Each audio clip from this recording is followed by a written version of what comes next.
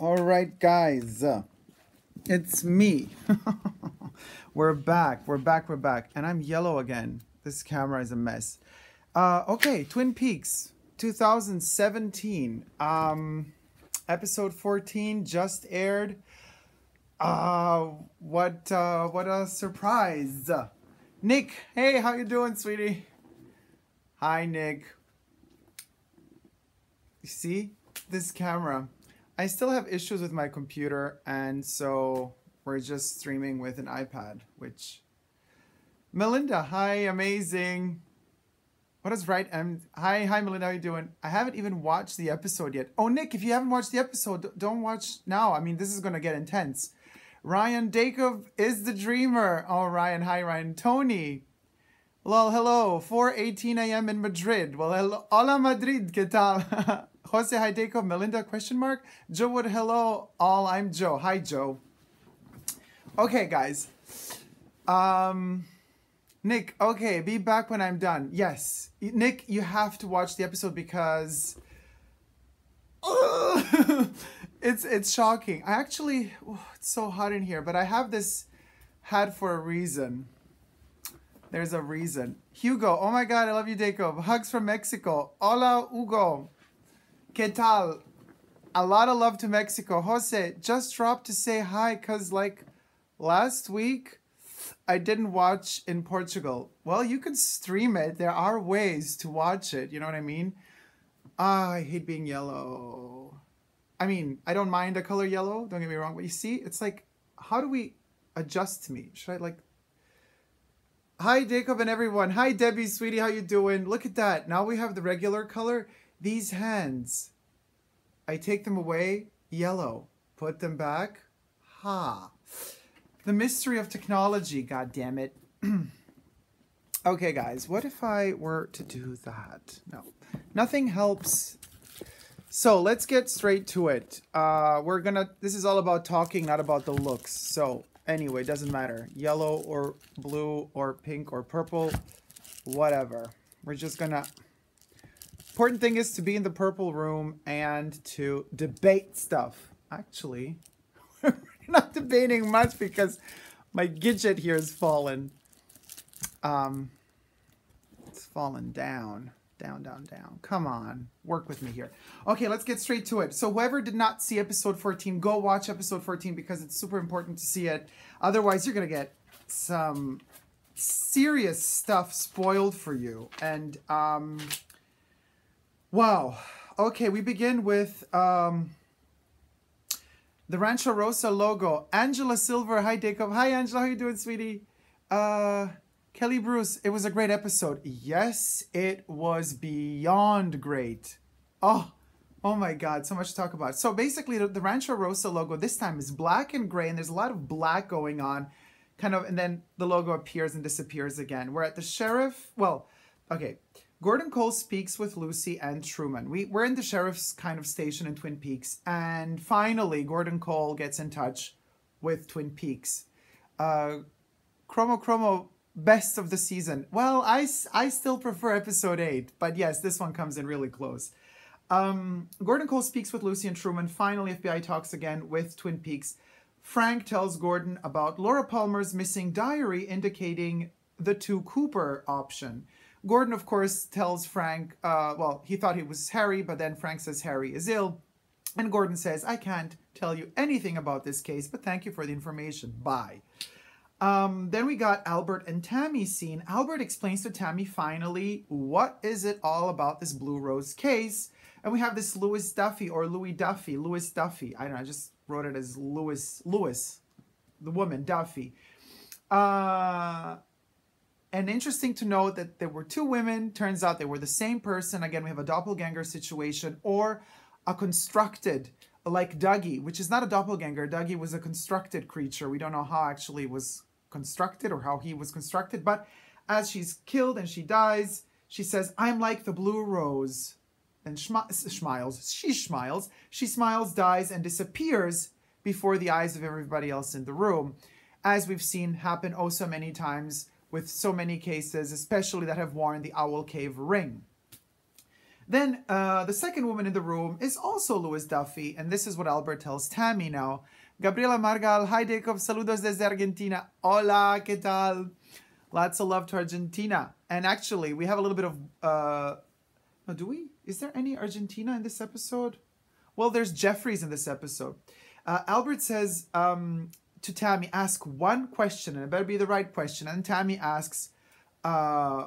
what's the significance of the blue rose? That's the question. And then he says, well, what's the answer you give yourself? Talalai 99. Hi, y'all. Hey, Dacob. How was it for an amazing episode? Oh, my God. It was an amazing episode, Talalai. And we are all expecting your comments because they're so intelligent. You're like, enlighten us every time. You know, every time you appear in the comment section, in the chat section. All right. So basically, an answer. She gives an answer to herself. Kelly Bruce, so much information in the episode, too much. I wrote pages and pages of information here.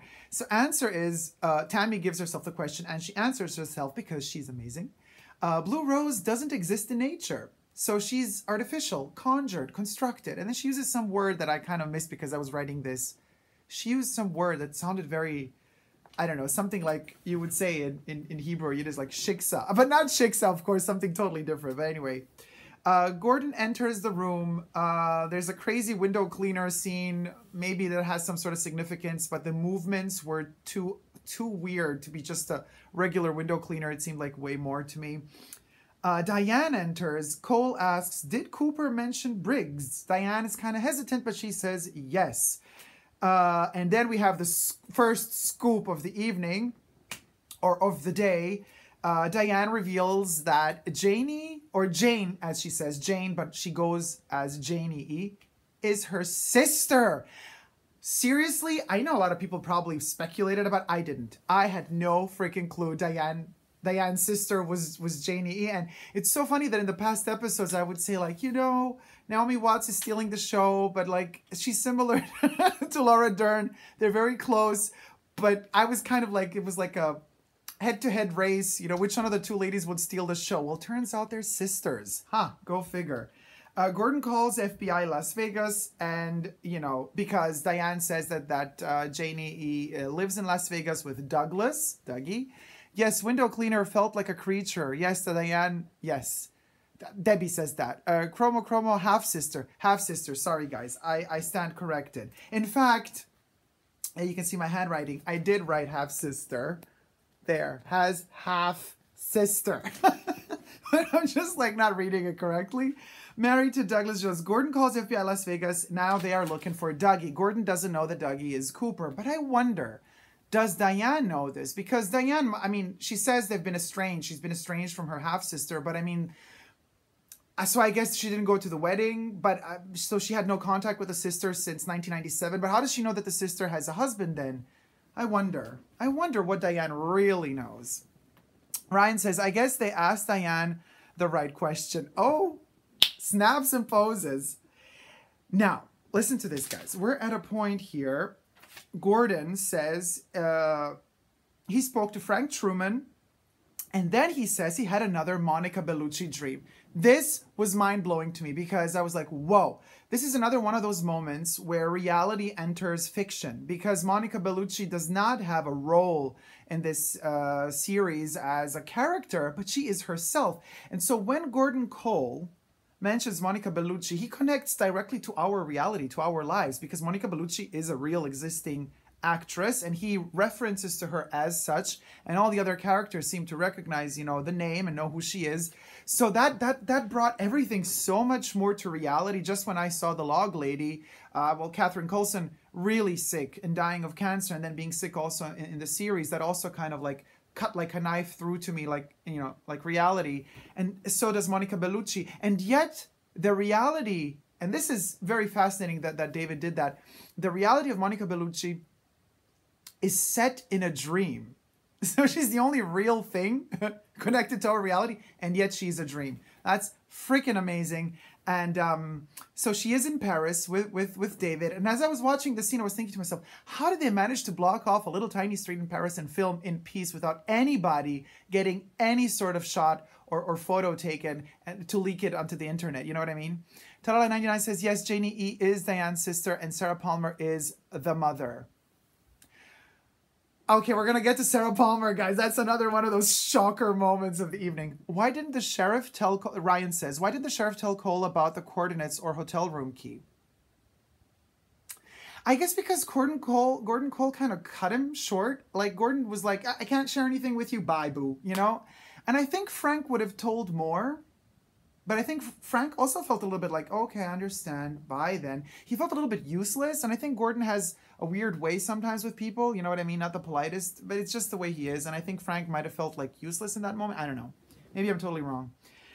So what does Monica say? And this, guys, okay, Chromo, so when did Dougie get married to Janie? Well, he was like fabricated around 1997. We don't know when he got married, but I guess shortly after he impregnated her or before. How old is the kid now? But we're gonna get to that.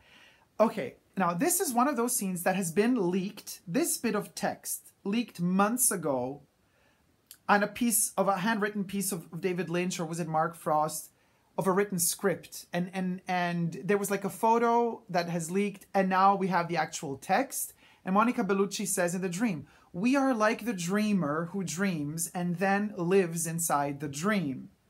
But then the biggest question she posed is, but who is the dreamer?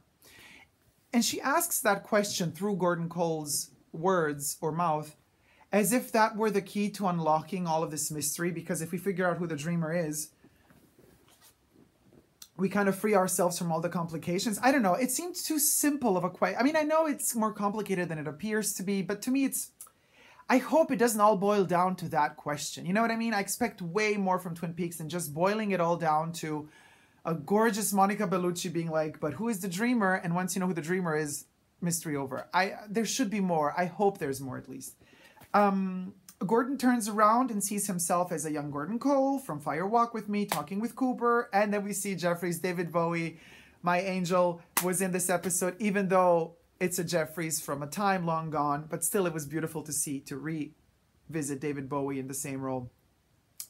So we see the younger David Bowie. We're back to Twin Peaks Sheriff's Station. They lock up Chad. Finally, that mofo is locked up. God damn it. We all hated him so much. He had it coming. And I still want to know if Lucy was the one that kind of managed to figure out the letter situation. Melinda said, when I saw David Bowie, I got chills. Me too. Joe says, maybe he didn't tell Cole about the key because of the overlapping time sequences. Oh, very possible. Very, very possible. So they lock up Chad and get ready to go hiking to the spot. Now we're exiting the police car and entering the woods. And then we hear the electricity sound. Talala 99, was that Billy in the opposite cell by Chad? I also thought so, because at the end, when we hear talk about, you know, when Tina's daughter talks about Billy and he's like spitting blood from his mouth. But we're going to get to that. We're going chronologically through it. I also thought at the end of the episode, oh, Billy was in prison.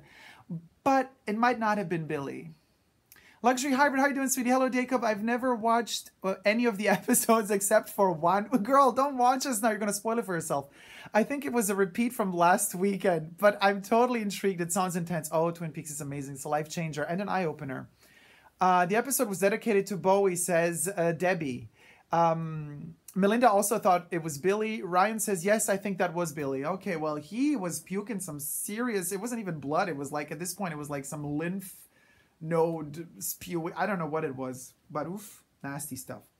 Exiting police car, entering the woods, electricity sound everywhere. And it's that nasty electricity sound. And it's the electricity sound that warns us that there's some sort of warp going to open up somewhere soon, and in fact it did. So we got Hank, Bobby, Frank, and Andy. Not Hank. God, what am I talking about? Chromo, was it the green stuff?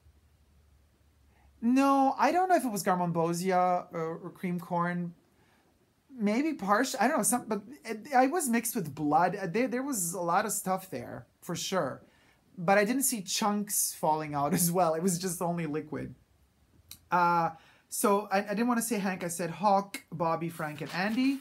Entering the woods. In the woods, the four men, they pass a river, get on a road, keep walking, and arrive to Bobby's and Briggs' place, Jackrabbit's palace, which seems like a huge old trunk of tree that has been kind of struck by lightning, damaged. I don't know what happened to that tree. But anyway, they put soil in their pockets as Major Briggs instructed them to protect themselves. And I didn't notice in that moment, did Andy put soil in his pocket, or did he forget? Ryan says, did you guys notice the goop in the forest was gold while the one in Fire Walk with Me was black? Phil Adams, did you know there is a hydroelectric power plant on the river right before the waterfalls in real life, directly behind the Great Northern? Oh, wow, that's cool to know. Okay, so Chromo said he did. So Andy also put the soil. So I wonder why it chose him. Well, we're going to actually, I think I know why they chose him. I mean, we'll get to that. Old tree, okay. So they put some in their pockets and leave towards the spot, the coordinates. Okay, here I noted a little bit of fashion. Sorry, you know, I love my fashion. Loving the Twin Peaks backpacks. Look at that. That's my note there. Loving the Twin Peaks backpacks and my popcorn. Those backpacks, that's the merch. I want that backpack. Phil says, it would be great if Andy stayed smart from here on out. Oh, he was so smart. I love that too. Hawk leads the way. They come to a patch of fog. I described it as a patch of fog or mist. By the way, I'm also watching The Mist. Stephen King's inspired. The TV series The Mist with Francis Conroy. Loving The Mist as well. Melinda also wanted the backpack. I want that backpack. Okay, they find naked Nido or Naidu. I think it's Nido. Let's just call her Nido because it's 1-0 at the end. And Nido is back, and I'm super happy to see her. Her eyes are slightly different in the real world. Ryan says, kind of reverse of Dougie Coop. I guess I missed the message before, so I don't know what we're talking about anymore. Phil says, where did the Asian lady's clothes go? I don't know, but she has a beautiful body that was so elegantly portrayed. It wasn't vulgar at all. I thought it was really beautifully done. Anyway, that's, you know, just me being open-minded here. Alright, so they find Ido. She's still blind. Time is 2:53. Now 2:53, you know, that's this crucial time. I wonder, are we now back in time? Is the 2:53 point, because Nido switched back in episode 2. Because today, by the way, I rewatched all 13 episodes, so I'm like totally up to date again. Like I'm very fresh in my mind. So when Cooper is still in the Black Lodge while he goes to the Purple Room, meets Nido. Nido kind of tells him to shush, leads him upstairs, turns the switch, number 15 turns to a 3. She flies away into space. That's when she falls down into the forest in Twin Peaks. And I wonder if that's the exact same time, 2:53, kind of, well, the 53 minutes at least, when the two Coopers switch and the third Cooper, Dougie, disappears into the lodge and then kind of is destroyed. So I wonder if that's the exact same time, crossing paths again back, you know? So, you know what I mean? Like we're returning totally back to episode 2, perhaps. The portal opens just like in Buckhorn, and Andy is drawn into the light and goes off to the Giant's black and white room where Cooper was in episode 1. The Giant finally reveals himself, and in the end credits, we will not be experiencing all those question marks. Let me just see. 1, 2, 3, 4, 5, 6, 7. In fact, there were 7 question marks in the credits every time the Giant appeared.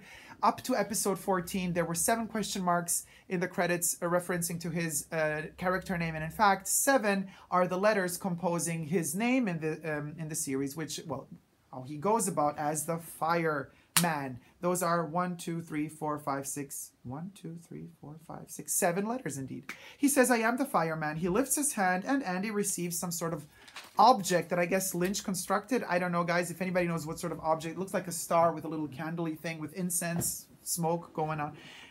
Appears in Andy's arm. Then we have the smoke, but it's all in reverse. So all of the smoke that dissipated everywhere kind of condenses, concentrates into one spot. Then Andy looks up and we have this mirror and this window kind of ceiling-esque window in which we notice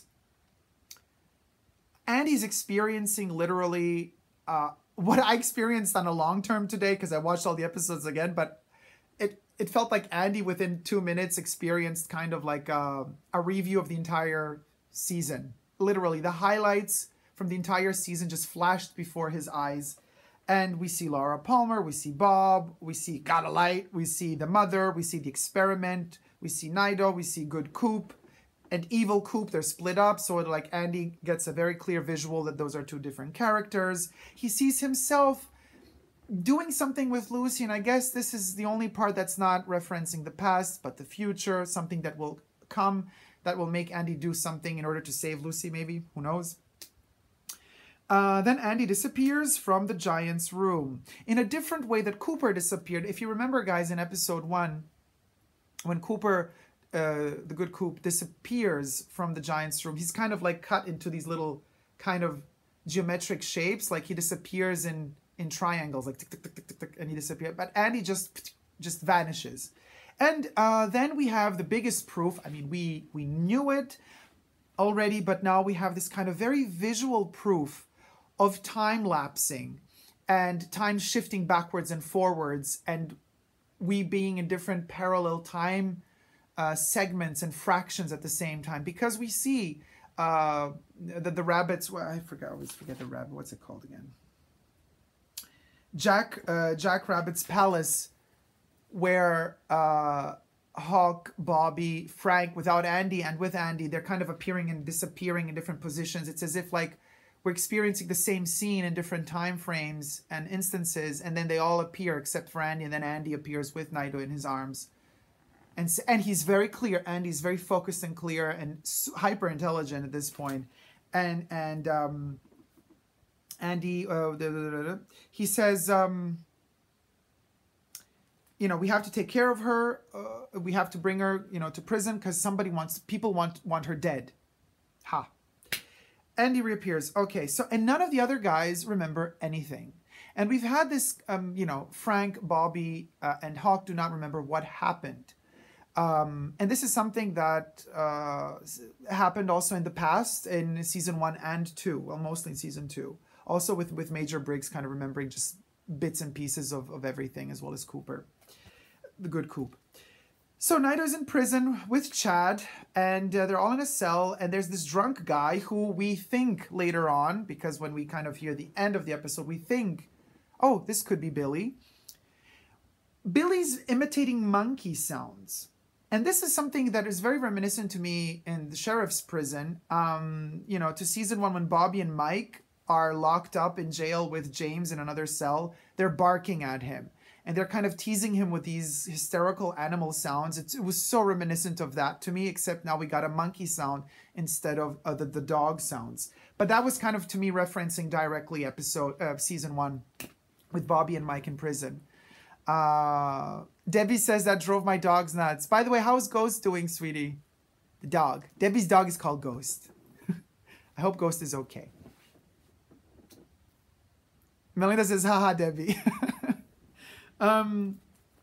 Wait, I hope I didn't confuse the dogs. I'm waiting. Debbie, write me, please. Don't, like, no, Ghost is doing fine, right? Ah, good. Yes. Debbie says perfect, and Kaz too. Good. No, Melinda, nothing is wrong with Ghost. I was just afraid. I got pet names confused. That's all good. Okay, so now this is a very interesting moment here, guys. Follow me. Okay, before I say this, I'm going to say something else. It's James' birthday. We figured that out. And then his gloved friend, who we remember from episode 2, at the end of episode 2, they appear. You know, he appears with a glove, and we're thinking, who's this British-speaking lad with James who's much younger than James? Like, he has a friend, and why does he have that weird glove on? Well, now we find out why he has the weird glove on. James's gloved friend is called Freddy. Now, the second he says Freddy, and I can't take my glove off, I love Nightmare on Elm Street. I live for Nightmare on Elm Street. I mean, I love Twin Peaks as far as TV shows go, as far as movies go, horror movies. I love It Follows from newer horror releases, but Nightmare on Elm Street, everything. I mean, I just adore it. Even Freddy versus Jason. The second he can't take the glove off and his name is Freddy, I'm like, are they referencing Nightmare on Elm Street in a very awkward way? This guy's like young, but he's British. Well, let's wait and see. James says, well, they're security guys waiting for delivery. And then James wants to go to the Roadhouse to meet a chick or whatever. Freddy cannot take his glove off ever. Just like Freddy Krueger, kind of. Once he's dead, he never takes it off. Well, he does in a couple of scenes, but still there's a monstrous entity underneath the glove. The glove is connected to Gordon Cole's, and this is my question. The glove he's wearing, wasn't that, don't you guys think that it could have been connected to Gordon Cole's drawing right before he sees that kind of vision of Laura Palmer from Fire Walk With Me? He draws this kind of like creature with polka dots and antlers, like a deer dog. And then there's this like hand, it could have been with a glove reaching to it. I was thinking maybe that was the glove. That was Freddy's glove that Gordon Cole was drawing. So Freddy says he was also sucked up in the vortex, just like Andy and Briggs and almost Gordon Cole as well. He spoke to the fireman. And at that point, we're like, wow, he also spoke to the giant. And the giant, also spoke to Andy and Cooper. And the fireman, a.k.a. Giant, said, buy this glove in a hardware store, buy it, put it on, and you will possess incredible power. Once you get the glove on, go to Twin Peaks. There you will find your destiny. And Freddy asks the fireman, why me? And the fireman says, well, why not you? And this is kind of beautiful in a way. Also could be sad because maybe he's the sacrificial lamb. He's going to be sacrificed in a way. But at the same time, I love that kind of aspect of like, why not you? Everybody can be amazing and powerful and beautiful and good and can change the world. And that gave me hope, that sort of message. And then Freddy said, well, as I arrived to the airport already, somebody paid the flight ticket for me, to fly from the UK to the USA. So I'm thinking, well, the giant doesn't really have bank connections. He's living in another dimension. So the giant, the fireman, must be connected to somebody else as well, must have told somebody else to purchase a ticket for Freddy. So there's another character here that's involved with the fireman that has received information, just like Freddy received information to purchase the glove. And then we hear the story of how he got the glove. The guy didn't want to sell him the glove, yada, yada. But that might prove really important in the future. But right now, I don't know if his story about how he got the glove is that relevant. James, and now this is something that reinforces my theory of Nightmare on Elm Street. Right after they talk about the glove, and his name is Freddy, James goes to check the furnaces. And we know Freddy Krueger in Nightmare on Elm Street is all about the furnaces. And it's so reminiscent. As James enters that furnace area and we hear those creepy sounds and almost water dripping, I was like, wow, this is Nightmare on Elm Street. I'm just waiting for Freddy, pizza face Freddy, to pop, out from some corner, which of course didn't happen. But I thought it was kind of too many coincidences to not be referencing Nightmare on Elm Street. So James goes to check the furnaces, and here we hear the humming sound, the same humming sound that we hear in the Great Northern. At some point, James loses all his hair. I bet the fire burns him. Maybe. You never know. So we have the same humming sound, really super intense, just like we hear in the Great Northern when Beverly and Ben are kind of walking through the room trying to figure out where the humming is strongest. So yes, then we have Sarah Palmer. Okay, guys, wow, this is my revelation moment. We were thinking that there was something off with Sarah Palmer. We knew there was something wrong with her, but there was something powerful going down with her. We were thinking, are we experiencing time lapses? Are we experiencing time from, the past and the future? Or is she the doppelganger of herself? Or has she been constructed? Or is this Sarah fighting an evil spirit that's trying to inhabit her? Well, it turns out she has the same kind of fate and complexity of Laura Palmer. Because Laura, if you remember, guys, in episode 2 or even episode 1 of The Return, she kind of opens her face and we have pure light. We have yellow light, white light. You made James. Sarah ain't feeling herself lately. Yeah. Gabriela Margal, Sarah was the best. Oh my God. Joe Wood, creepy and scary Sarah. The dark symbol Hawk won't talk about inside her. Well, it's dark inside of her and light inside of Laura. Now, the fact that Sarah, maybe Sarah is the mother, Paul Du says. Maybe. But let's go back to episode 8 when the frog moth creature crawls into the mouth of that young girl. We don't know who she was. Was she Sarah? Was she Lois, the Blue Rose case, the first FBI agent from the Blue Rose case? We don't know. But if it were Sarah, maybe when she opens up her face, we see inside the whole structure of her being that has mutated due to this connection of the inhabiting alien creature, the frog moth that was inside of her all that time. I don't know. Or it could be the experiment or the mother that's inside of her. It could be an inhabiting spirit. Could be that Sarah Palmer maybe also one night, I don't know, went into the lodge in the middle of the night, nobody knew, and then she, you know, something happened to her inside of the lodge, came out again in the form and shape of Laura in a way, because, you know, opening the face and having this other entity inside of her. But I have to be honest, I don't think that there was only one entity inside of her, because there was a hand. She spat 2 drops of liquid before the hand attacked the guy. Did you, okay, Talala99 says, did you notice when Sarah pulled her face back, we saw a hand with the ring finger blackened and enlarged, the spirit finger again? Yes, we did notice. Marcelo Rotondo, Grace Zabriskie is always amazing. Joe Wood, yes. I mean, Grace Zabriskie. Yeah, I mean, what can I tell you? I even loved her. Did anybody watch Santa Clarita Diet? She was there too. She was playing the Serbian mother, spiritual Serbian mother that's an alcoholic, very similar to Sarah being the alcoholic in Twin Peaks. I even loved her there. No matter what this lady does, she's just so talented and so dedicated to her art. Love her. You just gotta love her. Gotta love Grace. All right. So it's like Elks #9 or number 9 bar, something like that, with antlers. She's walking in the night to go guzzle. She sits at the bar, orders a Bloody Mary, and this is already the Bloody Mary kind of tells us what's gonna come. Nothing is a coincidence, guys. Let's not forget one thing. Mark and David sat down and wrote the shit out of this Twin Peaks season 3 years ago. It's not like, you know, with like seasons of relatively new TV shows, like they get a couple of months time. Sometimes they don't even get a couple of months. They just get a week or two time to write the plot line of a series, to you know, the outlining of the series, and then they get to write, the writers get to write, you know, the episodes really short notice.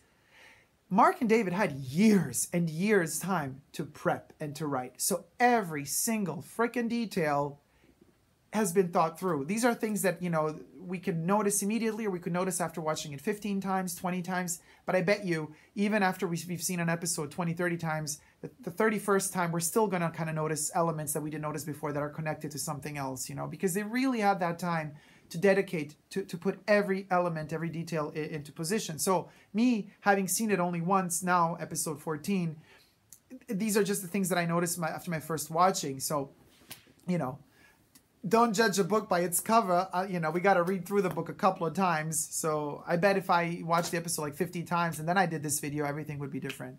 I would add more stuff to it. But so I do believe Bloody Mary, the drink, is connected to the fact that she's going to bite the guy's neck off. Your mate James says, I'm pretty sure remember Laura Palmer opening her face like Sarah earlier in the series. Not sure where the connection would be. Oh, yes. Oh, did you miss that? I said that right before, just before. Except Laura had the light and Sarah had the black one. So if we were kind of to connect it to the two fires Hawk was talking about on the living map a couple of episodes ago, you could say that Laura is still representing the good and the black inside of Sarah is the bad. But then again, Sarah, she warned the guy before he started calling her all those horrible, vicious names.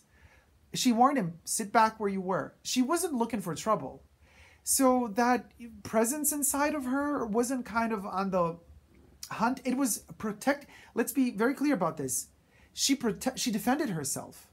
She wanted to be left alone. She wasn't, you know, on the hunt, on the lookout for victims. You know, she wasn't this like hungry beast that was looking out for blood. She was literally, she's like, stay away. He's like, started calling her names, horrible names. And then she, you know, cut his throat off. And I loved how, you know, he's super aggressive to her, calls her names. She says she will eat him. She then takes her face off like Laura Palmer and bites his neck off. So at this point, I don't know, Sarah has a double or not, because when she puts her face back on, she's kind of shocked and surprised. Partially, she's acting out. Yeah, Debbie says he got what he deserved. Oh, yes, he did. Definitely. And finally, we're getting to see these women in Twin Peaks that are not just victims. I mean, of course, Sarah in a way is a victim because there's something inhabiting her. Or perhaps she is that thing that's inhabiting her. Maybe that is her. Maybe she is an entity to begin with, you know. But it's very fascinating to me. I don't, you know, the way she defended herself from this aggressive dude, didn't seem like she's a victim. Although we do think, okay, well, she's not human like we are. If granted, we are human. She's kind of different. Chroma Chroma says, what do you think of the boxing scene now after we find out this about Sarah? I don't know what to think about it. I mean, if indeed it was Bushnell, I think in that case we're still going to find out, because that's something that's going to pop up in the future again, maybe, perhaps. I don't know, not so sure. So what happens then? Now we're in the Roadhouse. One of the chicks asks the daughter of Tina, is that Paula's sweater? Like, did you pick that up from Paula? And she said, have you seen Billy? So we find out that Tina loves Billy, just like Audrey. Billy was bleeding from his mouth. And then I wrote here in my notes, is Billy the guy in prison with Nido now? Song starts playing and credits roll. The experiment lady is acted by Erika Anon, and Nae Yuki is Nido. That's the end of episode 14. That's the end of my notes. Now let's get to the comments. I have to say, Sarah Palmer, this is, I don't know. She has such a strong presence. Joe Wood says, is Tina Audrey? Well, no, I don't think so, because Audrey asks Charlie to call Tina. Charlie calls Tina in Audrey's presence 2 episodes ago. But the fact that somebody's talking about Tina in the Roadhouse and about Billy in the Roadhouse in the same context makes me believe, okay, wait a second here. Audrey is not really just dreaming these things up in a comatose state, because we've been kind of speculating whether or not Audrey is perhaps dead even, or in a coma, and she's just dreaming. You know, but this aspect of the dream is reinforced by Monica Bellucci's, again, statement, because Monica Bellucci tells Gordon Cole, what were the exact words again? We are like the dreamer who dreams and then lives inside the dream. But who is the dreamer? So is Audrey dreaming up this whole thing? And like everybody exists in the dream of the dreamer? So is Audrey dreaming that she's dreaming? I don't think Audrey's the main character, though. If anybody's dreaming, it's probably Laura Palmer. Matias Regiardo, how you doing, Matias? Wow, I didn't expect to see Monica Bellucci.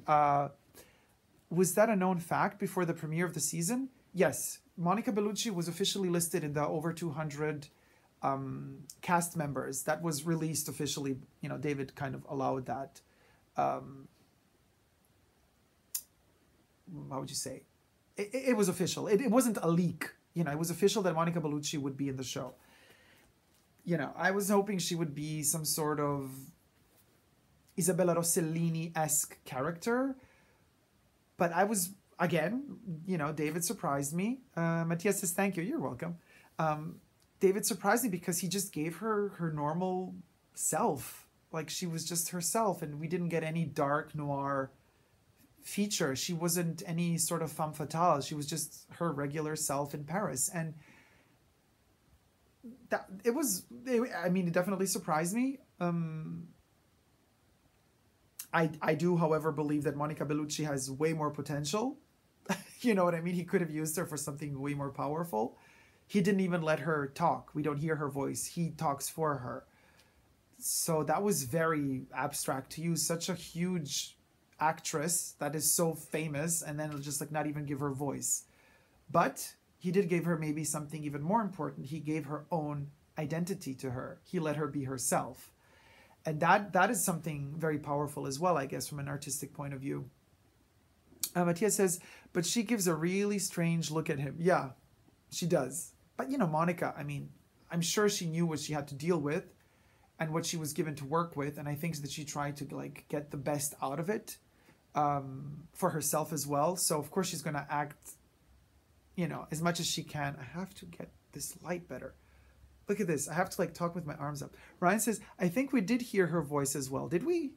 Maybe I was too busy writing down and scribbling down what Gordon Cole was saying. Well, if we did hear her voice, I'm going to look at the episode again tomorrow.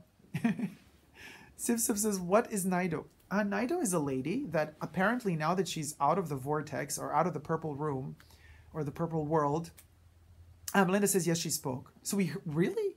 Wow. Then I was dreaming. I do not hear her. I don't hear Monica's voice in my head.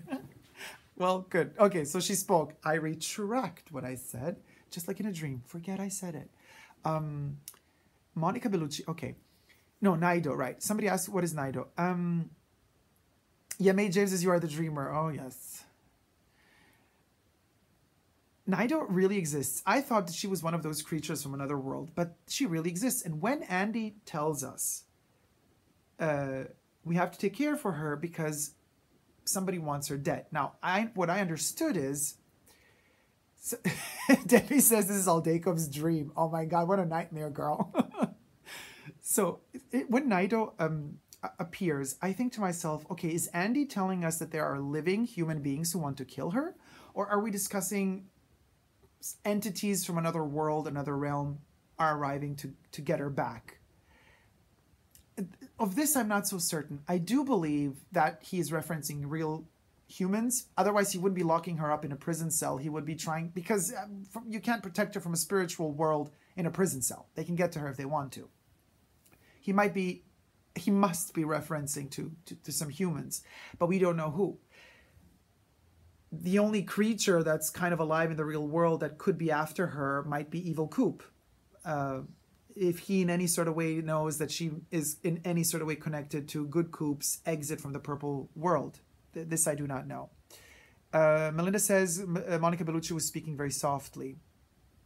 Vilela says, Nido can be Judy? She sounds like a monkey. Oh dear. I don't know. Maybe. Debbie says, this is all they go through, right? Vinicia says, in The Fire Walk With Me, a monkey whispered Judy. What do you think about? Yeah, true, there is the monkey scene. Maybe it's referencing it, but I don't know. Why would Judy be called Nido? Like, I don't get the connection. I mean, well, if there is a connection, there is a logic there that somebody will figure out, or Mark Frost and David Lynch will let us know sooner or later. But for now, I really don't know. I don't know, guys. I wish I knew. Matthias says, is Nido actually communicating with the zombie in the other cell? Well, she definitely understands what he wants. I think she knows what he wants to say. Whether or not they're communicating, this I do not know.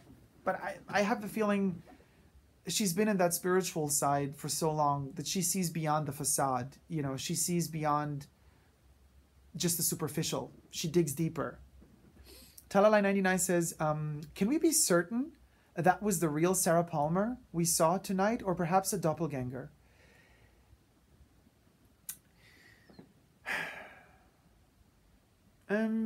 I thought so up until the moment when the bar guy kind of stops her. I didn't write down what she said to him, but her sarcastic reaction to him was very much her sarcastic reaction to Hawk when he was at her door. But then again, that could have been a doppelganger too. And maybe the real Sarah Palmer was tied up in the kitchen. Maybe that was the noises coming from the kitchen was the real Sarah Palmer. I don't know. It definitely could be a doppelganger. Joe says, when David Bowie points to cooperate in the dream, If I Walk With Me, who do you think this is there? The dreamer? Cooper. That's an awesome connection with Judy and the monkey sounds. Okay, so Cooper, yeah, of course he could be the dreamer. I mean, he's the main character, but we see Laura Palmer every time the opening credits begin, before the music even starts. Through the mist, we see Laura Palmer. We also in episode 8, the fireman, the giant fireman, this little guy here. Oh, look. Thanks to him, I turned purple. Okay. So, well, okay. So let's put him there then. How about that, guys? Are you going to help me turn my normal color? The giant is always very helpful. There. Okay, this is helpful. Bam. We have a Twin Peaks character. Help me change color. This is absolutely awesome. So he's just going to stay there now. So now that he's there, creepy as fuck, I think what was I saying? I totally forgot. Now that everything has changed, guys. Time has changed. We've gone from yellow to blue. Blue Rose case now. We're getting serious here. Ryan says, Lynch always said at least the original series was all about Laura Palmer. Well, it still is, guys. We have her face before every episode begins. And the fireman created that golden ball. And then Lady Dido, Dido something. No, just Lady Dido, I guess. She kissed her for like a fairy godmother, gave her positive vibes, kissed her, and sent her off to the world. Laura is the one. The log lady even says it. Laura is the one. Laura is the one that's going to save us. Laura is the one that was always meant to save us. And she was kind of constructed to be the opposite to the evil. She's the good. Even good can be corrupted, though, because a lot of people say, well, Laura went through a lot of things and, you know, she could have been also nasty and stuff. Yes, she had her moments. You can't, you know, good isn't always good and evil isn't always evil, whether they want to be good or evil or not. In some instances, all the surrounding elements kind of force you into a certain box and then they kind of kick you out again. But on and all, Laura was like the sacrificial lamb in many respects, the way I see it at least. So, and as far as Sarah Palmer is concerned, there are so many different elements inside of her face when she opens it that at first I wondered, what is that spit? She spits twice. And that's something that reminded me of certain insects. And then that's why I started thinking, oh, so this is kind of the insect that maybe we really did see Sarah Palmer in episode 8 with the, you know, frog moth entering her. Joe Wood says, looked like a snake tongue. Also, it was a tongue that was just like slithering in and out. I thought she literally spit on him twice. You know, like those dinosaurs from Jurassic Park, you know, that opened that crown and then they spit that venom to kind of paralyze their victims so the victims don't move and then they attack them. It seemed as if she spat him to paralyze him and then like bit his neck off. Joe says, I don't know, we'll check. Yeah, we have to look through that episode again, in particular all the Sarah Palmer scenes.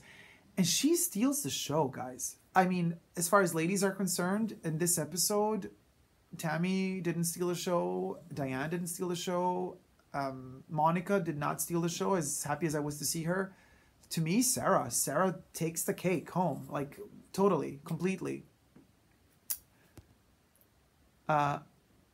Heidi Sells says, in the cell, Billy seems to be repeating everything like Dougie.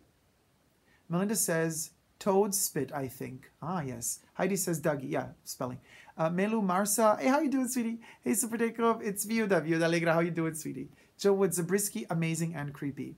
Marcello Rotondo, Sarah Palmer can't act a whole scene with just her facial expressions. Oh, can act a whole scene, yes. Her facial expressions, and thank God she did not operate herself, because, you know, if you do too much Botox and you do all of those kind of liftings and fillers, you lose a lot of facial expression in your face. And Grace has, I have the feeling her skin is so thin because her emotions are so close to the surface. And that's why her facial features are so beautifully expressive. And usually, now I'm going to get like super educational here. Sorry about that. But one of my favorite movies is John Cassavetes' Opening Night. And Jenna Rollins opens it by saying off screen, it's about this aging actress that is finding it more and more difficult to both work and find her emotions. And she said, when I was younger, the emotions were so close to the surface. And now the older I get, I find it more and more difficult to connect with them. And this was something on a spiritual level, because the older we get, maybe we get a bit more hardened. We build that mask on ourselves, you know, so that we kind of feel less. It's kind of a defense mechanism we learn to get in our lives, and we feel less and less and less. And she, as an actress, said, I'm struggling. Those emotions that were so close to the surface are now deeper and deeper buried inside of me, and I want to dig them out again. And this is something, when I watch Grace Zabriskie act, I have the feeling she does not have any trouble whatsoever to keep connection to all of those emotions. They are always there, surfacing. They're like, she's like a spring of hot, fresh, volcanic water, you know, kind of popping up over and over and over again. Like, that's how she feels to me whenever I see her. She's refreshing to me, and has, you know, she transcends also all of that bullshit that Hollywood, you know, feeds us with, like anti-aging. And, you know, heaven forbid you were to age, then you're not supposed to act anymore. She proves to us that actually, the older you get, the more character you get. Venetia says, why Andy was chosen to enter in the lodge? Ha ha ha. You might be laughing, mister, but I think Andy was chosen because he was innocent. He was a clean, pure heart. And I think that's the reason. Of course, Hawk is pure too, probably. Frank, we don't know. Bobby isn't that pure, though, because he does have a past. But Andy was born pure. We did have these questions, you know, when Andy was trying to figure out, you know, whether or not Richard was the one driving the truck. Well, we didn't know. He didn't know it was Richard driving the truck when he killed the kid. But the truck belonged to another guy, and Andy did not kind of take the guy into the police station immediately, and they settled on a meeting point, 4:30, which the giant, now called the fireman, this little dude here, said it like 4:30, Richard and Linda. Andy looks at his watch. He has a Rolex on. And then people were like, wait, how can you afford a Rolex? Well, guys, I mean, you know, he's been working his whole life. Give him a freaking Rolex. It's not a golden Rolex. But then again, a lot of them have been questioning if he's wearing a Rolex. Maybe he's in some dirty businesses going down in Twin Peaks so that he could afford that Rolex. I just think he just got the Rolex. I don't know, but maybe I'm wrong. But if he did get the Rolex for the wrong reasons, because he was doing some nasty work on the side, then we definitely have to consider that he does not have that clean soul. So that's not the reason why he was called up by into the black and white room to talk to the firemen. But I personally believe he's the clean soul. That's why he was the one questioned to go up there. And also, I think it's from Mark and David. Like, I think if you think about them two writing the scene, and they're like, okay, we have these 4 characters in the forest. We have to pick one who's going to be called up, you know. And I'm sure, and how David thinks with Mark, they're like sitting at the table thinking, or Skyping to each other, or being like, I bet the viewers are going to think Hawk is going to be sent up. Well, let's send up the person we expect the least. You know, the one that's kind of a little bit dumb, a little bit slow. Let's send up Andy, and let's give them the opposite, you know. And I think it makes a lot of sense, and it's such a rewarding moment for us to see Andy clever and sharp and commanding with presence and telling the guys, I'm taking charge now, we're going to do this, and we're going to do it right. That felt so rewarding to me, as rewarding as it felt to me when I saw the slot machine lady that was all run down and poor and beaten up in episode 3. And then she's so beautiful. She gets her happy ending, you know, in episode, like 12 or 13, where she hugs Cooper and thanks him so much. And we have her son, and she got her life back. And that was so heartwarming to me. It was like one of those little, you know, lights of humanity that Lynch and Mark do offer us inside of all of this darkness, loneliness, and isolation. Because, geez, guys, there's so much of it. There's so much loneliness and isolation in this new Twin Peaks, and it just mirrors. Lynch and Frost are mirroring our society today. It's a much darker place, much more fake place to live in than it was in the 90s. It was already hard back then, but things have gotten more tough throughout these 25 years, and isolation and the way people are alone today is much more different than it used to be in the past. And I think the way Twin Peaks approaches social analysis that way is very, very, very on point from all of these aspects. And we can see, you know, the youth of Twin Peaks, usually at the end of every episode in the Roadhouse, they're devastated. They're broken. A lot of them are broken. They're either sick, they have some disfigurations, they have some rashes, or they're alcoholics, or they're drug addicts, or they're dysfunctional in so many ways.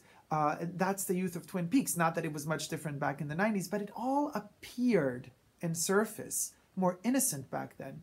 Now it's like there is no surface even. Everything has been scratched off in such a dramatic way. And it's brutal. It's very violent and brutal. So let's see, what was the comments. Talalai99 says, anyone else looking forward to the arm wrestling match between Mr. C? I can't see the bottom of the comment. Between Mr. C and Green Glove Guy. Oh my God. Oh, yes. You think that was his purpose? To wrestle arm Mr. C? I hope he was given more of a purpose. I don't know. I just wouldn't want him to be the sacrificial lamb, you know? That would be sad. Like, that would mean the giant just used him. Well, for a greater good, I guess, but still. Ryan says, in the original series, Andy figured out the man shot Jean Reno and found the boots. Yeah, well, by accident he found the boots because he hit his head with the wooden stick, with the floor, what's it called? The floor, the wooden... I have tile in my head, but of course it's not a tile. Joe Wood, all amazing insights. Vinicio Villela, because in the last season, Cooper says to Hawk, you will be the man that saves me if I'm lost. Sounds like this. Yeah. Talalai says, yes. Vinicio says, sorry, my poor English, Super Dacob, I'm Brazilian. Don't you worry about a thing. We are a big family here, and we love and embrace everybody, and your English is amazing.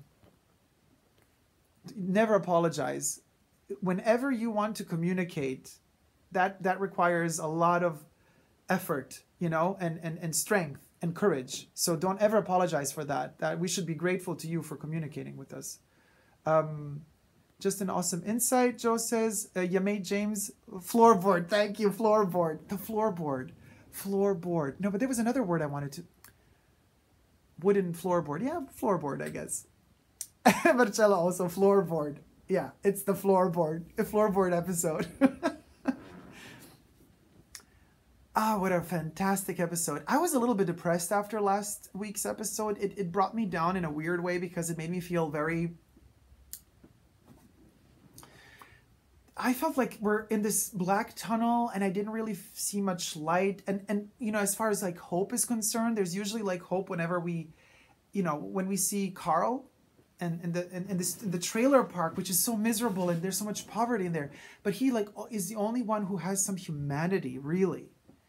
Of course, Hawk does too, and Frank does, but outside of these like characters we know, like Carl always is so heartwarming to see because he always sheds a little bit of hope onto us, you know, and he sees the kid's soul fly up in the air as well, and he's just that connection that I have when I watch this new Twin Peaks, that I have to hope and kind of seeing the light at the end of the tunnel. For me, it's Carl mostly.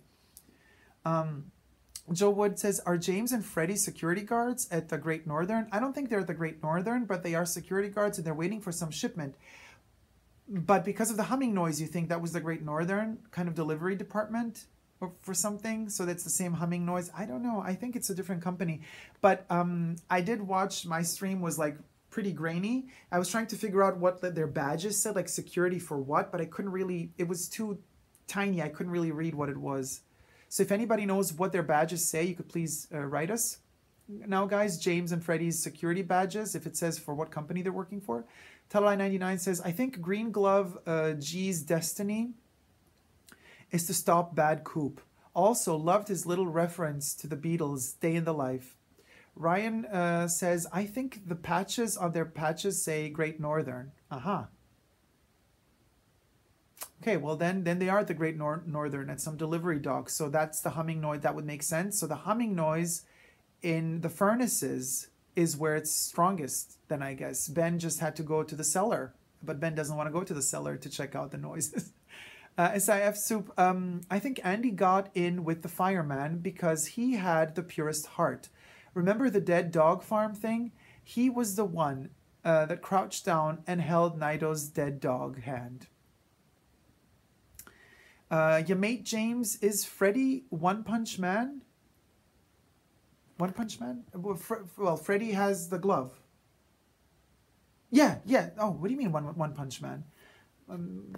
Explain, please. I'm a little bit too blonde for this comment right now. Venetia said, I commented with a friend that the season will end without many answers and they will be given in the Frost's dossier. Day sleeping... Oh my god, it's so tiny, guys. I can't even see. Day sleeping... Tread? I don't get why the H is there. It would be great if Green Glove punches Bad Coop the way Bad Coop punched Arm Wrestling Dude.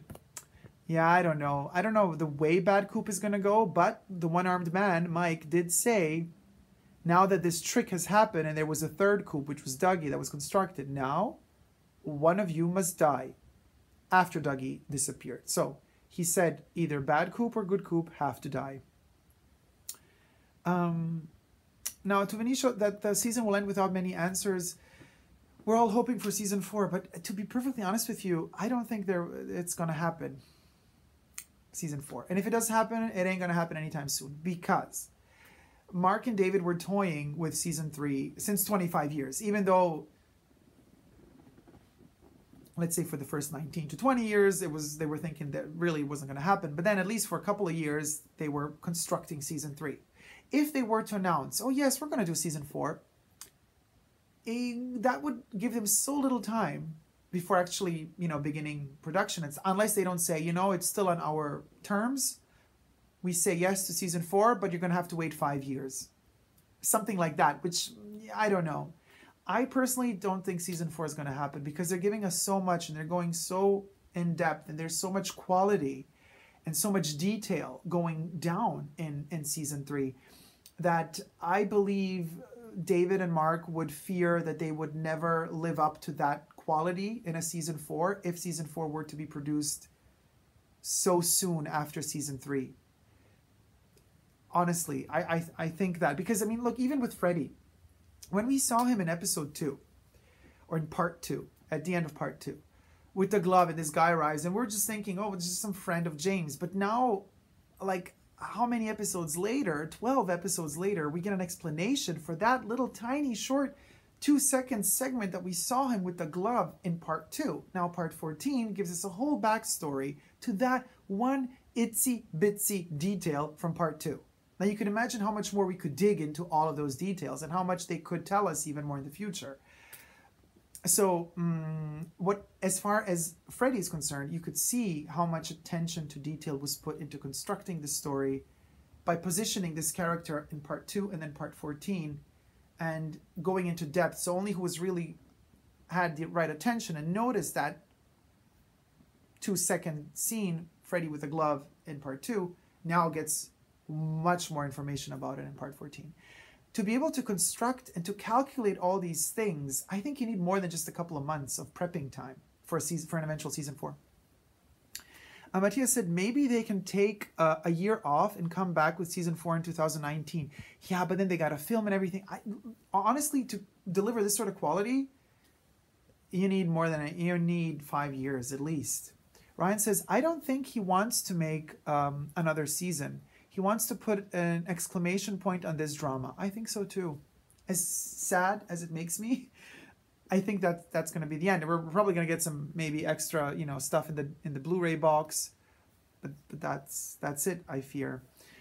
Pink Hornet, I think we will get an answer by the end. The final dossier will just flesh out the lore and enrich rewatching. I totally agree with you.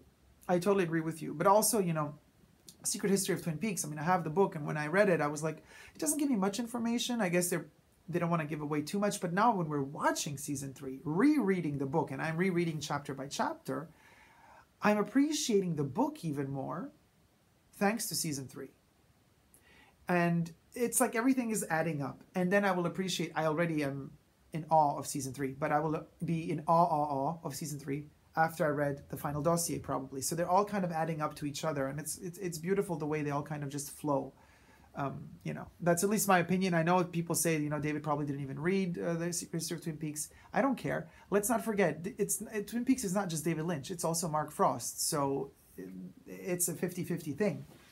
And to me, Mark Frost is just as important as David Lynch to Twin Peaks is.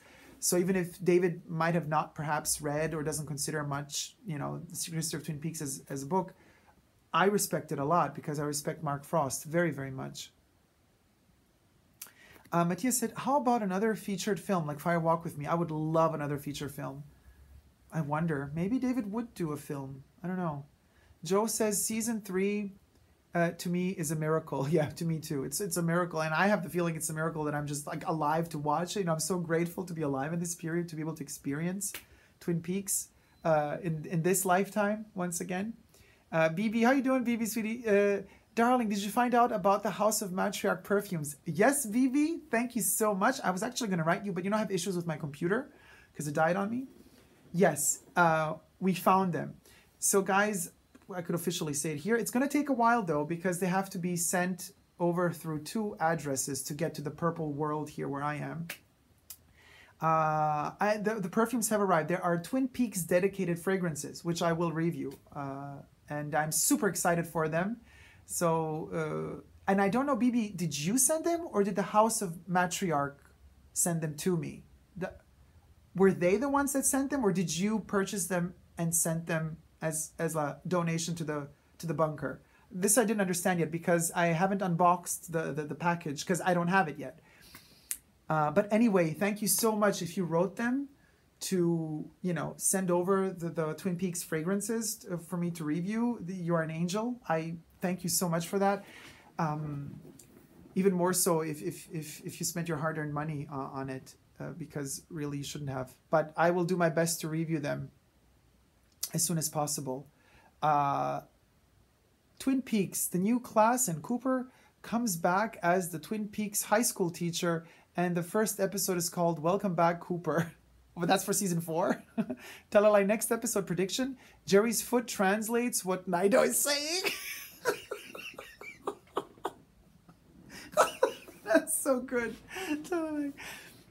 Jerry's foot translate what Nido is saying. Oh my god, guys, could you imagine the scene? Like Nido with no eyes, everything is crisscross, you just have her face, and then you have Jerry's foot next to the face, and whenever she's like, and the foot is like, that would be amazing.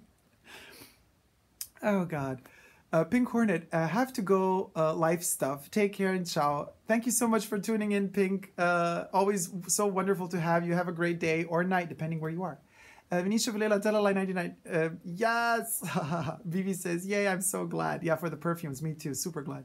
Joe says, okay, I'm almost certain it's a reptilian slithering tongue coming out from Sarah Palmer when she removed her face. I have to see that scene again. To me, it looks like spit, or like venomous spit. So it could be still reptilian, because if it's venom, it could be from a reptile. Ryan said, that scene is about to play again. I will take another look. Ah, good. Eduardo. In The Missing Pieces, David Bowie said that they all were in a dream just before he disappeared to Argentina. You know, I guess transcendental meditation in general is about the fact that this is all a dream. So yes, indeed, we are all in a dream, and Monica kind of just confirms it in a dream that Gordon Cole is dreaming. So I get it, but I also believe, knowing also Mark Frost and his kind of beautiful way of writing and preparing scripts, I think it would be a little bit too simplistic in his mind to reduce Twin Peaks to just that explanation. You know what I mean? I do hope there's more to it. And I think there is more to it than just ending it all with, oh, it was all just a dream. And I don't know, worst case scenario, could you imagine?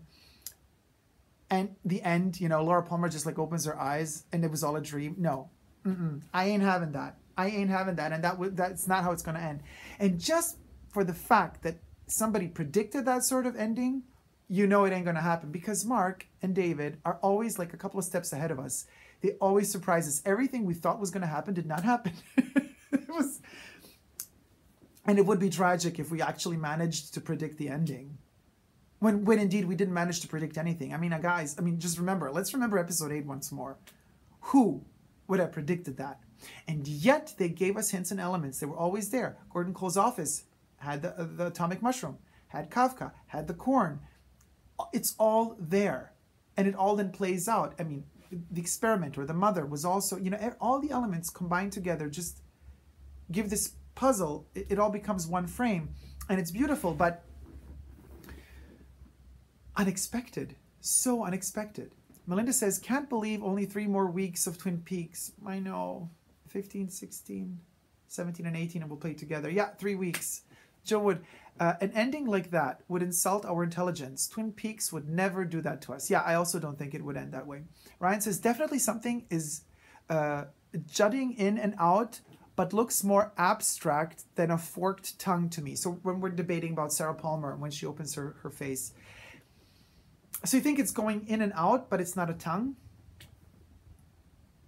I'm gonna have to see that scene again, guys. I'm sorry I can't right now because obviously I'm chatting with you. Matthias says, it is so crazy that they seem to not notice anything weird about Naido. Like, if not actually having eyes with something normal.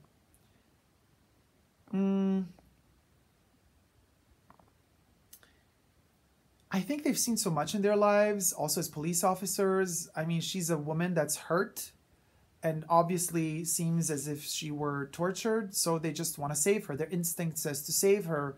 It's not like they're going to stop in the middle of the woods and like, let's debate why she's blind. Their instinct is to preserve, save, and then they're going to question things later. I guess. I think that's the logic behind it. But that they were shocked to see her that way, I'm sure they were. I'm sure they were. Day sleeping, H tread.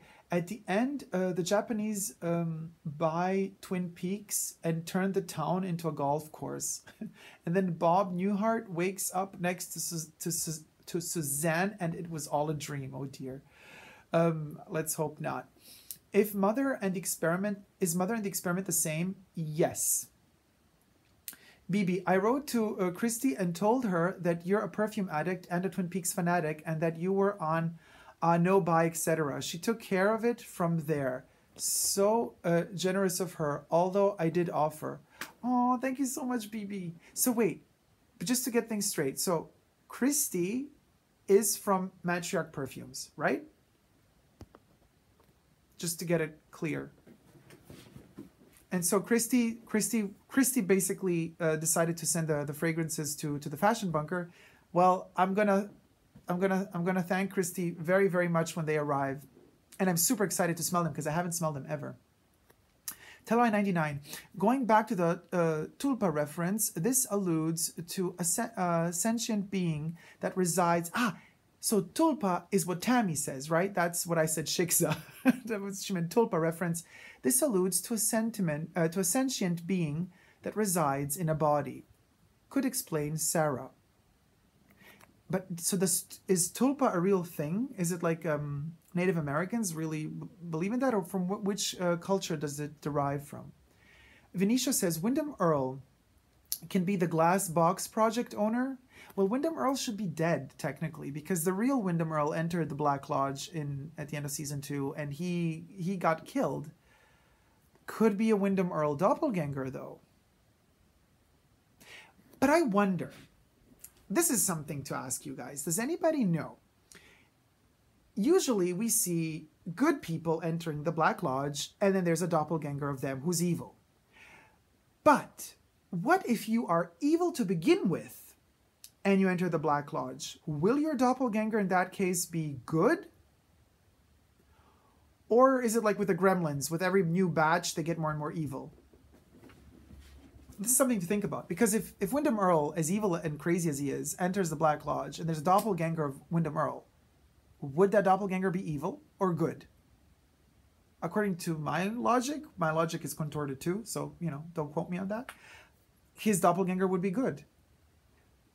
But we do see, what's his name? Mr. C in the room with the glass box. So, I don't know. So Melinda sends a smiley. BB says, I'm so excited to have your review. It would have been a total injustice otherwise. I mean, I'm super grateful. Can't wait, Can't wait. So I wonder. But Evil Cooper was in the glass box room, So, I don't know. I think that Wyndham Earl, if he does have a doppelganger that's a positive person, he's not going to be, I don't know. He's not going to be in there. You know what I mean? Oh, I love my Debbie. And you know why. Ryan says, I believe Tulpa and Dagpa are related to Tibetan Buddhism. Oh, yes, for sure. For sure. They're totally related. And I think... But this has really got me thinking now. Does anybody have an answer to this? If a bad person enters the Black Lodge, will the doppelganger be good? Because how can a doppelganger of an evil person be evil? It's just the same person, doubled. That would make no sense, and it wouldn't be fair to the good people, because if they entered, their doppelganger should be good too then. I don't think Wyndham Earl is connected, because Wyndham Earl and Mr. C, I don't know. Manisha says, the mother is the Babylon or not? I don't know. I don't think that like human beings constructed the mother after the nuclear explosion. Because this is the thing.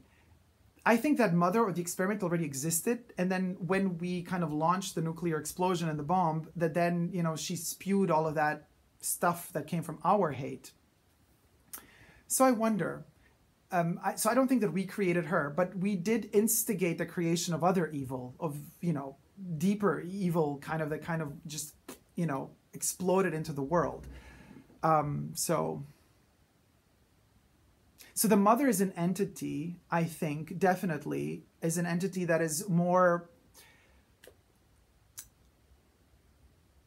She's going to live on. You know, there's no way of blocking her. They're like, the mother is the mother, you know. There's no way of deleting her, even if one day Bob were to be blocked, if Evil Coop were to be eliminated, there's still going to be this other entity. And Andy sees her when he's in the black and white room with the giant, with the fireman. He kind of looks up in the sky, and then he sees her. She appears as a vision to him too. So he knows that truth. He has that truth in him now, you know.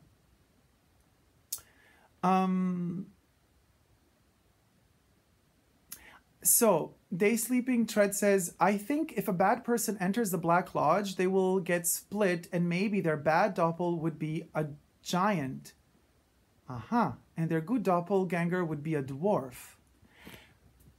But the dwarf, I mean, the little man from another place, I don't think he was necessarily that good, you know? I don't think that the little man from another place was a good entity. He was awkward.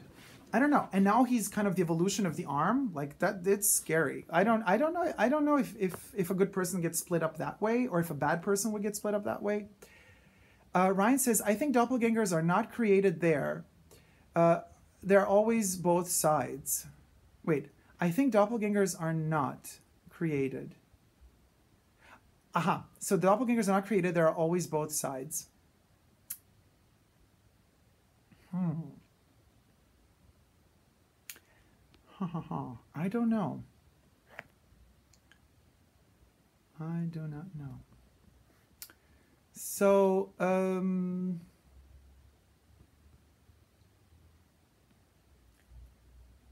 Talalai, does,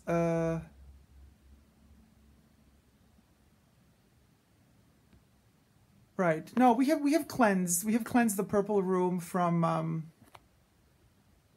we have cleansed the purple room from a doppelganger. Maybe the doppelganger changes from male to female or female to male. Well, if they change from female to male, male to female, I think it's a bit complicated, because what happens is like well, Mr. C would be a woman then, or what?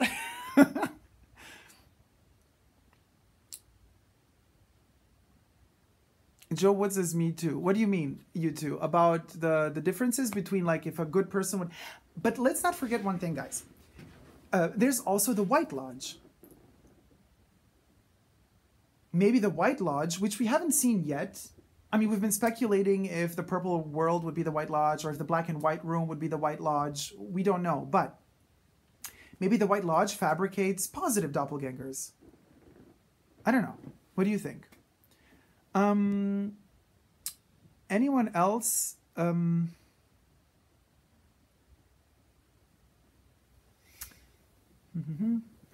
Anyone else think there could be another character with doppelgangers in Twin Peaks? Yeah, I think all of them.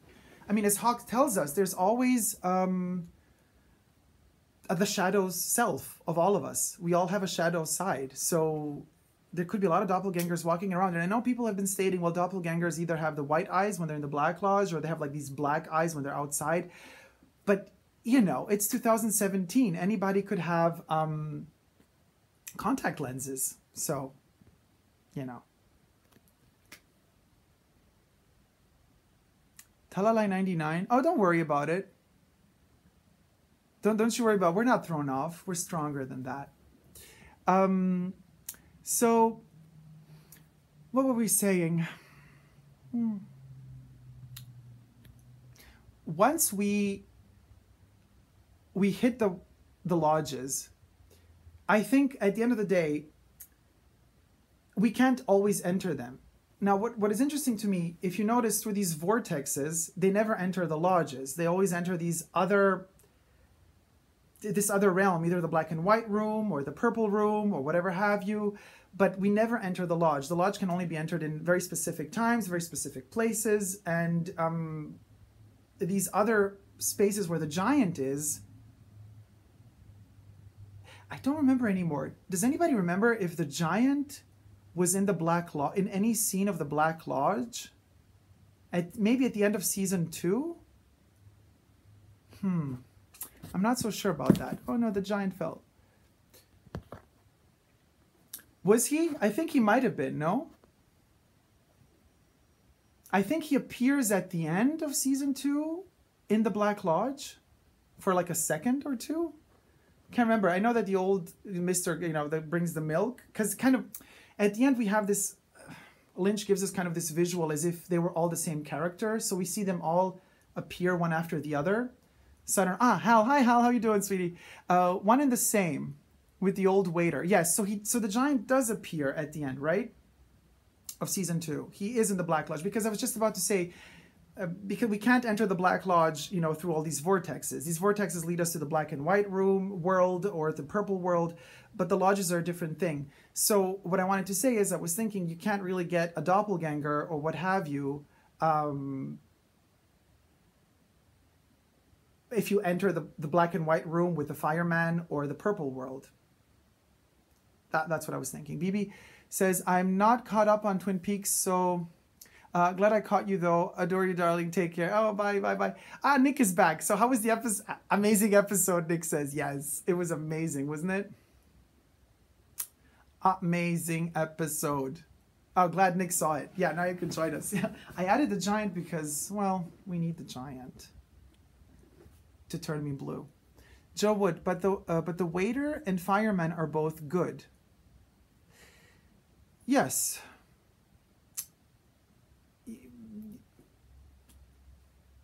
There was a moment in time back in the day, season 1 and 2, when it was not very clear. Was the giant actually helping Cooper or not helping Cooper? What was the true motive behind the giant? Now that the giant has been revealed as this fireman creature entity, seems as though he's really working for good, and especially because he kind of in episode 8 gave this abstract birth to the golden ball of Laura Palmer.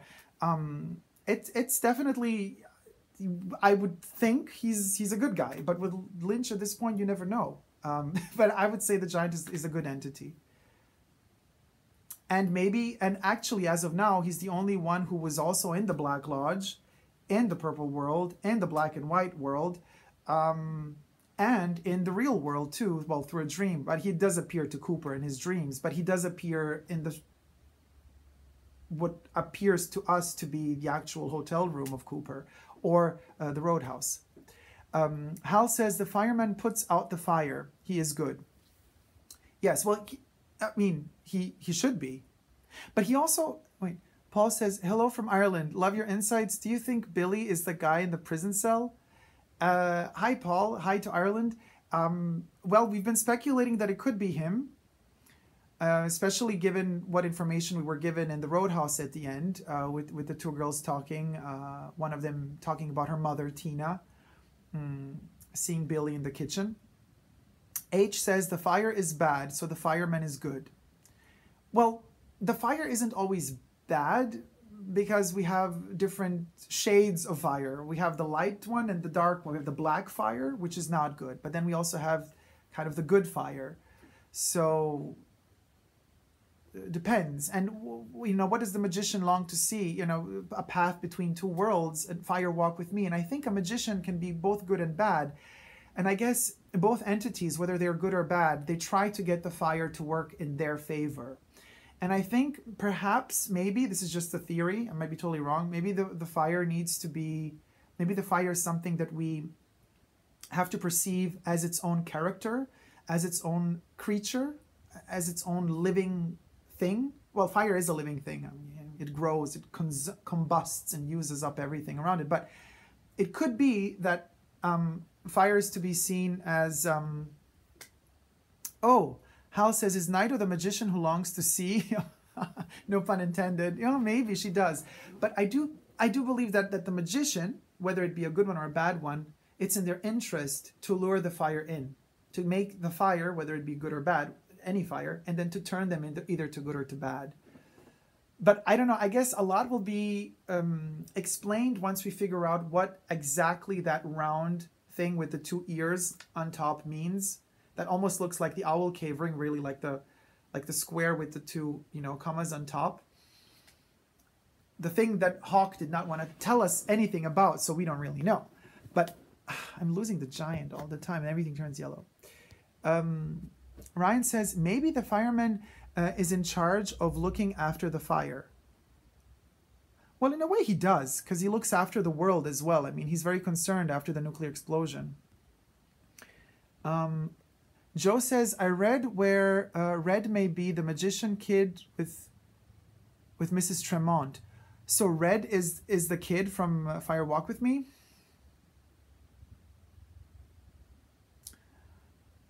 Yeah, I could see that. I mean, he does his act with a little coin. Could be. Could be. And he's kind of blondish. I mean, he's white, but yeah, maybe. Venetia says, in the last episode, Ed put on fire in on a paper. And this remembers me. Leland, in the last season, he said, do you want to play with fire, little boy? Yes, that's true. Melinda says, I like that. Fire as a character. Joe says, great, Vinicio. Talalai says, great point, Vinicio. Joe says, I don't know. Just a speculation. Mr. ML Ghoul says, the name Fireman reminded me of the log lady's dead husband who died fighting a forest fire. Interesting. Well, maybe they're connected. In the Secret History of Twin Peaks, what did Mark Frost say? Didn't he like describe her husband as being very tall? Maybe I'm totally wrong here, guys. Nick Solon, what's your favorite scene this episode? Ooh, okay. My favorite scene, I would say, I mean, Sarah opening her face. Nah, that's not my favorite scene. Because it was, I mean, I love the cheap CGI with Lynch. It's very artistic, but I don't know. Talalai says, my favorite scene was Sarah. One less truck driver in a world of truck drivers. Yeah, well, that's, I mean, from a moral point of view, I'm happy that justice triumphed. I mean, I love that the trucker had a t-shirt that says, truck you. I mean, that was like amazing. Hal says, Sarah Bloody Mary's scene was fantastic. I mean, it was amazing. The end of it was amazing, but I'm thinking. I was the thing that was most exciting to me was to finally get to see, you know, Hawk, Andy, Frank, and Bobby go to the site to see the rabbit's palace. Because there was a build-up to that since a couple of episodes already. So to me, I was the most excited to see what they're going to find there. But it wasn't like the most scene. I did like the Andy scene quite a bit in the black and white room with the fireman, because that gave us a lot of answers as well. And I just loved visually kind of when he looks up and he sees that beautiful kind of ceiling image. But as far as power goes and like justice is served, Sarah Palmer for sure, because there was also a twist to it because she is this other entity as well. So you were kind of happy, but you were scared at the same time because you thought, oh, okay, did she do this for the right reasons or for the wrong reasons? Eduardo says, did you notice the in memory of David Bowie during the credits? Yes. Yeah, well, David was in the scene, so was in the episode. Nice, right? I loved that. Awesome, Ryan. And of course, Sarah's scene. Melinda liked the scene in the past. Ryan says, yeah, Margaret's husband was a huge logger. Yeah, so maybe he was from the giant race somehow, or I don't know. Or maybe he's kind of a descendant from the giant race. Venetia says, the log, in truth, I think, is where the log lady husband talks to her. Well, kind of, yeah. But that's what we all kind of think. Mr. M.L. Guel said, I believe the Rabbit's Palace was the place where lightning struck that the Boy Scout was in the secret history. Yes, probably. Laura is dead yet alive, says Hal. Sarah is alive yet dead inside. Ooh, that's so poetic. Beautiful, beautiful juxtaposition of those two, of mother and daughter, really. Yes, because Laura has the light and Sarah has the black darkness inside of her. But Sarah, I mean, who could blame her? How can you not be dead inside? Your whole family is dead for all the wrong reasons. It's what that woman had to go through in her life. I mean, it's crazy. Talalai says, I loved seeing Bowie, but in typical dream fashion, it was definitely a different take to the one used in Fire Walk with Me. Yes, it's kind of placed in a similar context, but slightly like out of that context. And even though it's footage that we know, it still felt very fresh to me. I was super happy to see it, even though, I don't know. A lot of people did not even like when Gordon Cole opens the door to Albert a couple of episodes ago, and then we have this kind of segment of Laura Palmer from Fire Walk with Me screaming and yelling for help at him. A lot of people didn't like that. I loved it. I didn't feel it was amateur at all. I just felt it was... I like these references from the past. To me, they seem super fresh. They don't seem old or dated or kind of like recycled. I don't know, but that's just me. Melinda says, oh, Hal, yes. To Hal's comment on Laura is dead yet alive. Sarah is alive yet dead inside. Debbie says, wow. SIF Soup says, what is it that Evil Coop wants? Talalai says, damn, Hal, that is so well put. Venetia says, the fight scene in the Palmer's house, remember the woodsman repeating a poem in the radio station? The fight scene of Palmer's... Yes, I remember. But wait, let's first... okay, so SIF Soup says, what is it Evil Coop want? Well, Evil Coop, the doppelganger Cooper, does not want to return to the Black Lodge for whatever reason. I guess he wants his freedom in a way. I don't know I guess a doppelganger has no freedom once he's back in the Black Lodge. And in fact, what is very fascinating is to notice episode 5 or 6. Evil Coop or Mr. C is still in prison, and he looks in the mirror of his prison cell, and he's looking to see if is Bob still with him. And then we see the slight morphing of his face going downwards like that, and we have kind of this morphing into Frank Silva face, and then Evil Coop says, good, you're still with me. It's a different type of possession. It's not really possession. Bob possesses the living beings that are out there. But for Bob to be inside a doppelganger is kind of awkward. And I do believe that Evil Coop would wish Bob to be with him to give him some sort of insight or strength, because it's in Bob's interest to torture and to inhabit the innocent and to suck up on their life, But being inside the doppelganger body, an evil body, is not something that is in Bob's nature, really. Unless Bob doesn't get something out of that as well. But what could that be? So the question is not what Evil Coop wants. The question is, what does Bob want at this point? We know Bob only wants fun. But all of these 25 years have been so premeditated, pre-calculated by Evil Coop every step of the way, by fabricating Dougie to make sure that Dougie leaves instead of him so that he could still coexist with the good Coop in the same realm and try to kill him, He's going to extra lengths to ensure himself a presence and remaining in this world that we know, rather than existing in the Black Lodge. Why? I do not know. This is an answer that I hope we will get before the end. I think that would be very important to know. I don't know. I hope so. Okay, so let's see what is it. Oh, there's a lot of comments coming. The fight scene, okay. Mr.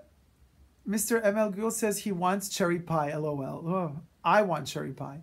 Ryan says he wants the thing on the playing card. Yeah, we all want to know what that means, though. Talai 99, he wants the mother. Maybe he will be visiting Sarah very soon. Mr. C will be visiting Sarah. Probably. I'm sure he knows that Sarah's inhabited by something. Or again, maybe there are really two Sarahs. The real good one is chained up in the kitchen. We don't know. Joe Wood, there's always the bumbling cops who just can't seem to put two and two together when it comes to finding the real Cooper. The beginning of the episode has more incompetent law enforcement looking. It's true. Eduardo C. I remember that Bob wanted to possess men and women. He was bisexual. I don't know if that makes sense at all, being like demons, but that is the only purpose that I found for Bob. Minisha Vilela says, this would be nice, Talalai 99. Eduardo says, I remember Bob said he wanted to feel through Laura. Eduardo C. also says, you said it better, Bob only wants fun. He only wants fun, and I think sexuality to Bob, there is no real gender. I think when it comes to Bob, it's more about possession in general, and he uses sexuality as a means of instigating fear in the souls he's kind of occupying and inhabiting, or in the body's souls he's occupying and inhabiting. Because sexuality can, and especially we see it through Lynch's depiction of, rape and incest and domestic abuse, we see sexuality as something that is not used for pleasure, but it is used not just for degradation, but it's definitely used to kind of trigger fear. And so when it comes to fear, I think gender is just eliminated. It's unnecessary, really, to specify whether it's male or female. So when it comes to Bob, he just wants you, if he's inhabiting you, he wants you to be constantly afraid. And he's like a virus. Like, he wants to fine-tune himself to keep you alive as much as possible, tickle out as much fear as possible out of you, and he feeds on that fear. If he overdoes it, he kills you. Then he has to find another body to inhabit. So the best case scenario for him is to find a very strong spirited body that he can still wiggle himself inside of you, slither his way inside of you, and yet feed on that strength that you have that he keeps transforming into fear. So being in a weak body is not the best case scenario for Bob, I guess.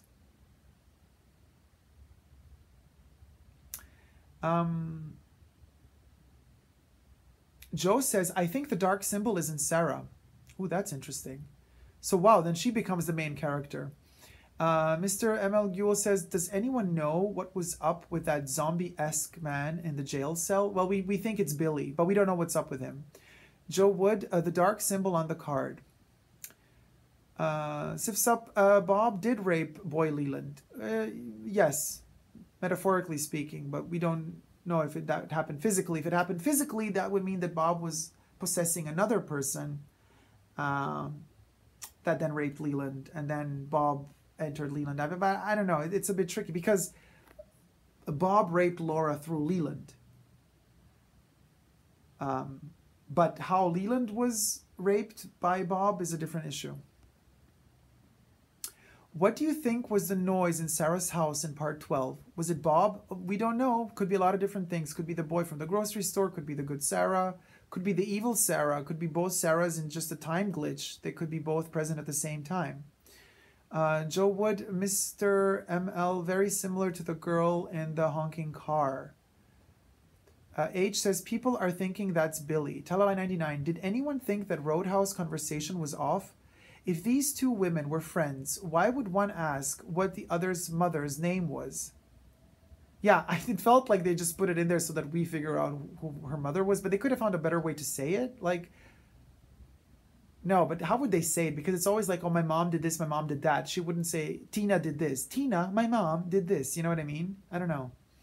Joe says, Talalai, I thought that too. SPF 50, holy shit, tonight was nuts. Yes. Hi, sweetie, how you doing? Amazing episode. Nick says, I'll talk to you tomorrow, Dacob. It's almost midnight here in New Jersey. I'll be back in California next week, regular time. Great episode. Okay, have a great night, Nick. Take care. I think, SPF 50, I think Bob entered Leland more metaphorically, not rape per se, but who knows? He's capable of anything. Yeah. Metaphorically, he definitely raped Leland, for sure. Eduardo C. Leland was in the season, right? Yes, Leland was in part 1 or 2, but only for a short time. Leland is in the Black Lodge, and he talks to Cooper, while Cooper is still Cooper, good Cooper, and he tells him, find Laura. Leland gives Cooper the task to find Laura, because Leland appears right after Laura disappears. Alright guys, I guess, oh god, we did a long one here. 99 minutes already, 100 minutes. Thank you so much for tuning in. This was great. What an episode. I'm so excited, and I can't wait for next week as well. I'm just over the moon excited. I'm like the cow that jumped over the moon. And I have Who Killed Laura here on me. Eduardo says, don't go. I got to go. This video is super long, guys. I would love to be here like for like 50 hours, but you know, I don't know. Well, I mean, we can make another video soon, but kisses from Brazil. Oh, a lot of love to Brazil, guys. Thank you so much for tuning in. You know how much I love you, everybody. Your comments are always mind-blowing. It's like, to me, after an episode,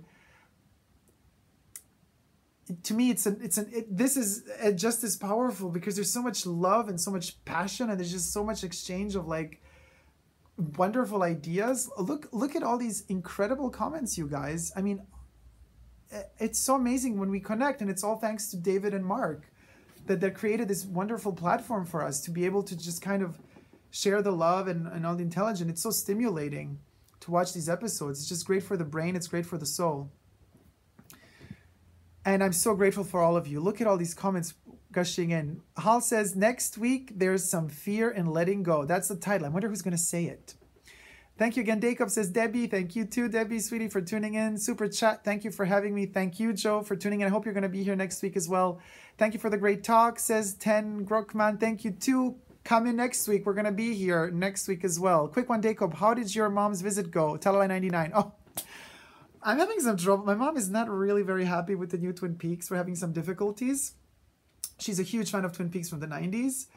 But this time around, we're having a little bit of issues. She's not really having it when things get too slow. She's not very patient. So I'm really working on it to get her enthusiastic about it. But other than that, it's been great. Mom is still here, actually. Hal says, Twin Peaks fans are the greatest. Oh, yes. You are all incredible. I'm a fan too, but I can't speak for myself. That would be weird to say. Yes, I'm incredible. You made James. See you next Sunday. This was really cool. First time here. Feels like a book club or something. Thank you so much, you mate James. Thank you so much for tuning in and for your loving messages and all the intelligent comments. Melinda says, everyone has such great ideas. Eduardo says, love all of you. Love you too, guys, so much. Vinicio says, bye. SPF 50. Yeah. Joe Wood later from Monticello, Illinois. SPF 50. Good night, guys. Thank you, Dacob. Thank you so much. Talala 99. Maybe tonight changed her mind. Thanks for another great chat and all these lovely people. Good night, all kisses. Melinda says, a video maybe with mom? Maybe, if she's in the mood. Atlan says, good night. Thanks, Dacob. Oh, Atlan, sweetie. I totally, you commented up there before I read it. It was just all rushing through and we had to eliminate those trolls. So I'm sorry if I skipped a message or two, guys. Sorry, Atlan. Kelly Bruce, tell mom to rewatch. It is so much clearer the second time around. No, for sure. It's just that it's been a roller coaster ride. We literally watched all the episodes in one day. You got to give the woman time. She needs time to kind of digest it. You know what I mean? I've watched every episode 50 times. She's seen it all at once. All right, guys. Love you so much. Take care. See you soon. Bye.